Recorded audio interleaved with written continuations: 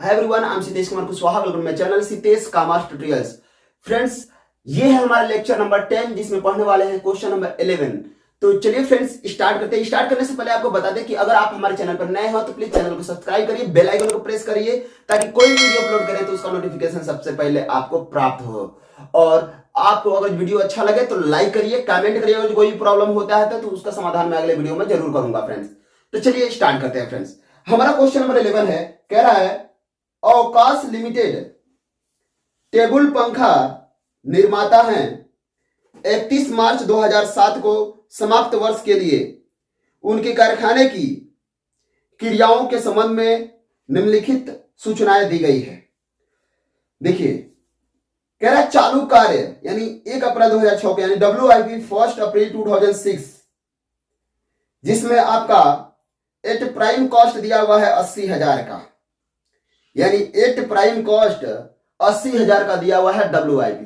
इसका मतलब आप ये समझिए ये ओपनिंग स्टॉक है WIP का, यानी वर्क इन प्रोग्रेस का ओपनिंग स्टॉक है ये। ठीक है, अब सवाल ये उठता है कि ये तो कुछ अलग लग रहा है सभी क्वेश्चन से। तो फ्रेंड्स आपको बता दें, इसका इंपैक्ट आपको फैक्ट्री ओवरहेड्स के अंदर नहीं करना, इसका इंपैक्ट आपका पड़ेगा मटेरियल कंज्यूम के बाद यानी प्राइम कॉस्ट के साथ। ठीक है फ्रेंड्स, तो वहां पर इंपैक्ट इसका पड़ेगा क्योंकि यहां पे कहा है कि एट प्राइम कॉस्ट यानी WIP जो है एट प्राइम कॉस्ट है। ठीक है, चलिए आगे देखिए, कह रहा है मैन्युफैक्चरिंग एक्सपेंसेस। तो ये तो फैक्ट्री ओवरहेड्स का पार्ट ही है, वहां पे ओपनिंग करके दिखाया जाएगा, ओपनिंग ये भी है। फिर उसके बाद से WIP 31 मार्च 2007 दिया हुआ है यानी क्लोजिंग स्टॉक, और एट प्राइम कॉस्ट दिया हुआ है। तो ये 60,000 जो क्लोजिंग स्टॉक है इसका भी इफेक्ट पड़ेगा प्राइम कॉस्ट के साथ। क्लियर है? आगे देखिए, मटेरियल मैन्युफैक्चरिंग एक्सपेंसेस है 16,000 का, और मैन्युफैक्चरिंग एक्सपेंसेस ये भी क्लोजिंग ही है, तो इसका भी इंपैक्ट फैक्ट्री ओवरहेड्स के अंतर्गत पड़ेगा फ्रेंड्स। चलिए आगे देखते हैं। स्टॉक ऑफ रॉ मटेरियल 1/4/2006 यानी ओपनिंग स्टॉक दिया हुआ है 3,20,000 का। तो मटेरियल कंज्यूम करने के लिए यूज किया जाएगा, सबसे पहले लिखा जाएगा opening stock of raw material, फिर परचेज ऑफ रॉ मटेरियल, फिर उसके बाद से घटाएंगे वहां से closing stock of raw material. ठीक है, तो हमारा मटेरियल कंज्यूम आएगा। चलिए फ्रेंड्स आगे देखते हैं। यहां दिया हुआ स्टॉक ऑफ रॉ मटेरियल 31/3/2007 यानी क्लोजिंग स्टॉक है 2,80,000 का। परचेज ऑफ रॉ मटेरियल 4,80,000 का दिया हुआ है। डायरेक्ट लेबर दिया हुआ है 2,24,000 का। ठीक है, abnormal ideal time. Friends abnormal ideal time आपको डायरेक्ट लेबर में से 24,000 जो दिया है वो घटा लेना है। ठीक है फ्रेंड्स, ये ऐसा टाइम होता है जिस समय वर्कर्स ने काम नहीं किया।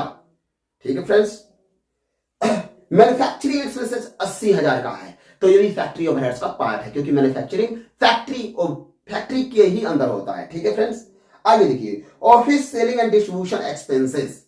Office selling and distribution expenses, ठीक है फ्रेंड्स, तो ये कॉस्ट ऑफ सेल्स कंप्यूट करने के लिए यूज किया जाएगा फ्रेंड्स। चलिए देखते हैं। कह रहा उपरोक्त समंकों के आधार पर उत्पादन लागत दिखाते हुए एक विवरण तैयार कीजिए। उत्पादन लागत में सम्मिलित होने वाले निर्माण व्यय पृथक से स्पष्ट कीजिए। ठीक है फ्रेंड्स, तो चलिए फ्रेंड्स हम लोग क्या करते हैं, क्वेश्चंस को सॉल्व करते हैं friends.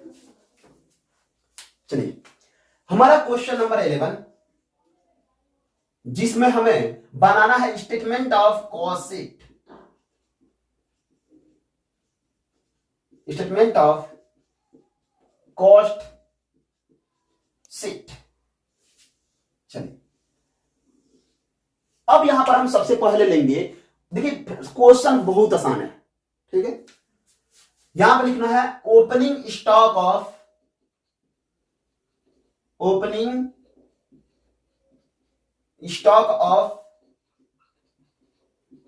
Raw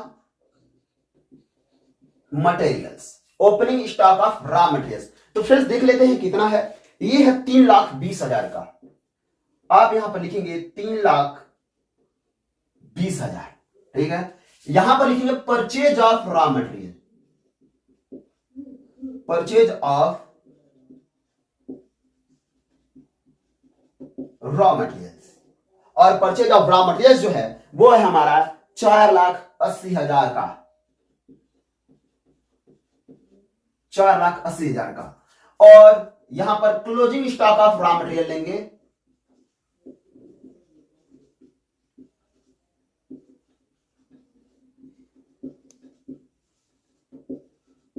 closing stock of raw materials, और ये है हमारा 2,80,000 का, 2,80,000 का, ये लेस कर लेना है। तो चलिए फ्रेंड्स देखते हैं कितना हो रहा है ये। तो यहां से बचेगा 2 लाख, क्योंकि 2,80,000 4,80,000 में से घट जाएगा, 2 लाख यहां से बचेगा, 3,20,000 ये, तो 5,20,000, 5,20,000, जिसे हम कहेंगे मटेरियल कंज्यूम्ड, मटेरियल कंज्यूम्ड। ठीक है फ्रेंड्स, इसके बाद से हमें यहां पर क्या क्या लेना है तो आपको बता दें। देखिए डायरेक्ट लेबर हमारा दिया हुआ है 2,24,000 का, तो ये तो यहीं पे दिखा था direct expense, direct labour, direct wages, direct labour, ये है 2,24,000, 2,24,000। अब इसमें से एबनॉर्मल आइडियल टाइम लेस कर लेना है।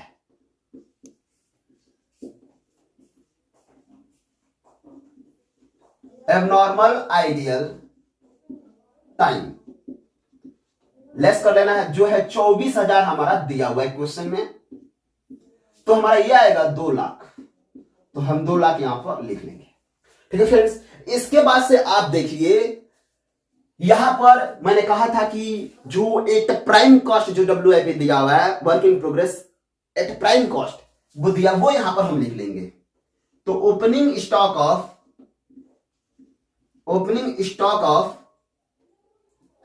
WIP, ठीक है, ओपनिंग स्टॉक ऑफ WIP। तो देखते हैं फ्रेंड्स कितना दिया ओपनिंग स्टॉक ऑफ WIP, तो ये दिया हुआ है 80,000 का, ये दिया है 80,000 का। इसके बाद से क्लोजिंग स्टॉक ऑफ WIP जो है, क्लोजिंग स्टॉक ऑफ WIP, और ये हमारा दिया हुआ है 60,000 का, 60,000 का। चलिए फ्रेंड्स अब देखते हैं, और कुछ तो दिया नहीं है, नहीं दिया और कुछ, ये हो जाएगा हमारा प्राइम कॉस्ट, प्राइम कॉस्ट। देख लेते हैं फ्रेंड्स कितना हो रहा है।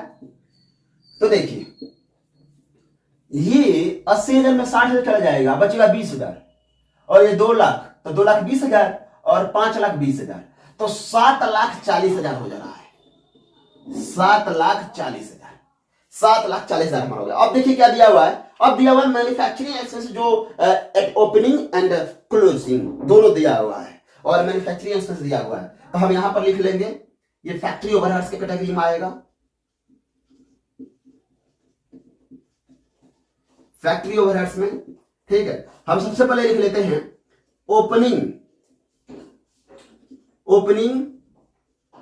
Manufacturing expenses. ठीक है, और ये देखिए कितना दिया हुआ है, ये दिया हुआ है 20,000 का, ये दिया हुआ है, चलिए यहां पे इनर में लिख लेते हैं 20,000 का। ठीक है, इसके बाद से केवल मैन्युफैक्चरिंग एक्सपेंसेस दिया हुआ है, ये हम चाहते तो पहले भी लिख सकते थे। ठीक है, ये मैन्युफैक्चरिंग एक्सपेंसेस, चलिए क्या कर लेते हैं, पहले ही लिख लेते हैं फ्रेंड्स, इसको पहले लिख लेते हैं।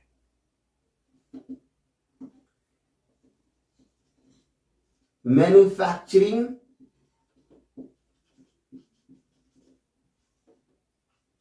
एक्सपेंसेस, और ये देखिए कितना दिया हुआ, ये दिया हुआ है 80,000 का, और इसमें हम ओपनिंग बैलेंस ऑफ मैन्युफैक्चरिंग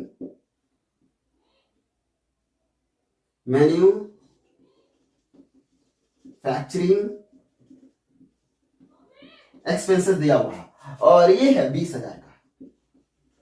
चलिए इसके बाद हम यहां से closing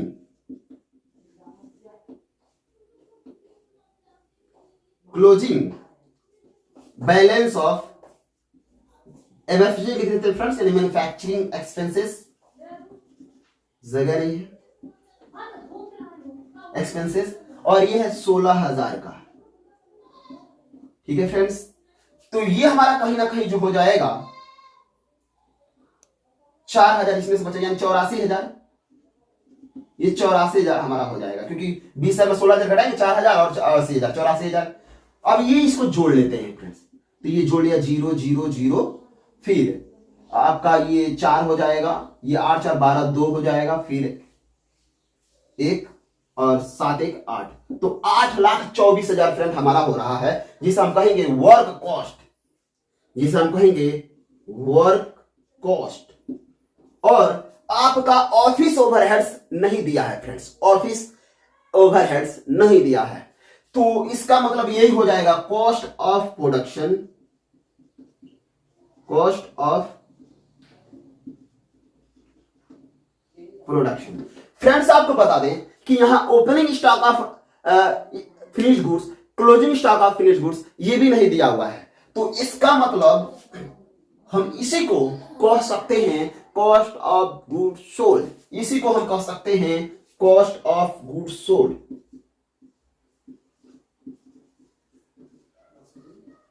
cost of goods sold, ठीक है फ्रेंड्स।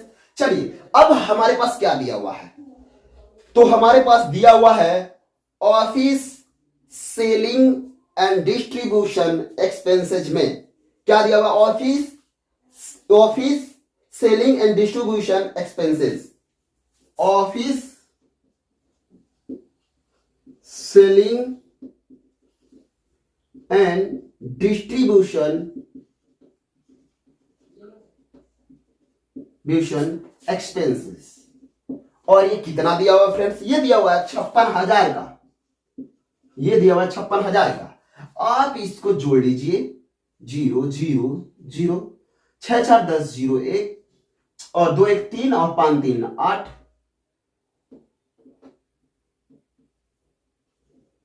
और ये 8, तो 8,80,000, और कुछ नहीं दिया है फ्रेंड्स, तो ये हो जाएगा हमारा cost of sales, cost of sales. तो देखिए फ्रेंड्स कितना आसान क्वेश्चन था फ्रेंड्स। फिर अगले वीडियो में हम देखते हैं क्वेश्चन नंबर 12। तो फ्रेंड्स इसी तरह हमारे वीडियो में बने रहिए और आप रेगुलर क्लासेस ज्वाइन करिए फ्रेंड्स, हम स्टेप बाय स्टेप एक एक क्वेश्चन कराएंगे, ठीक है फ्रेंड्स। Thank you.